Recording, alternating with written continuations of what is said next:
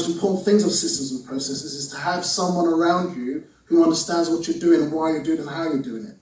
So that if you're not doing it, they can say, no, this is not how it's done, this is how it's done. Or if you are doing it, you're doing it together. You're on the same page. You're in the same place. You have the same vision. Many of you have been, when you set up your businesses, you'll probably met someone who says, what's your vision? What's your mission? What's your values?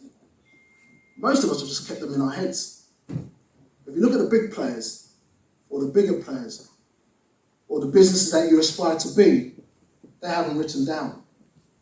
Not just for them to say, wow, this is what I wrote, my copyright's great, but for others to say, that's what I want to buy into.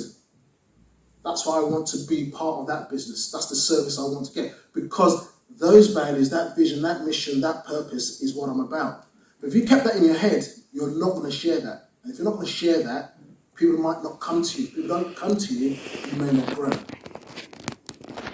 These are not all definites. These are some of the things that I've experienced with the clients that I've worked with over time.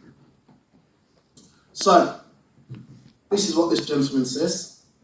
If you can't describe what you're doing as a process, you don't know what you're doing. So my dad was well ahead of his time. You probably read this and just told us that at breakfast table. Does that resonate with anybody, or does that just doesn't make sense? Yeah? Yeah. Because I look at some of the bigger players, Nike, for example, just do it. And I tell this story because my sister, her name is Adenike, Nike, Nigerian name, Adenike. And she was born in 1972, same year as Nike. And we always have to discuss, but what does Nike actually mean? I know it means in Yoruba, that's my mother's tongue. But when you look at Nike and they say just do it, it's an athletics program. They started in 1972 making trainers, just running shoes, making trainers, running shoes with spikes. And look at what they've done now. And the reason they've done what they've done is because they've followed the systems and processes and said to themselves, do you know what? Our athletic team's good, but we just noticed that American football players aren't great. We need to do something for them. So let's set up a system and process that helps them move along. What we're saying is if you can't describe what you're doing and makes it easy, like copyright, I was listening to it, thinking, wow, that's good.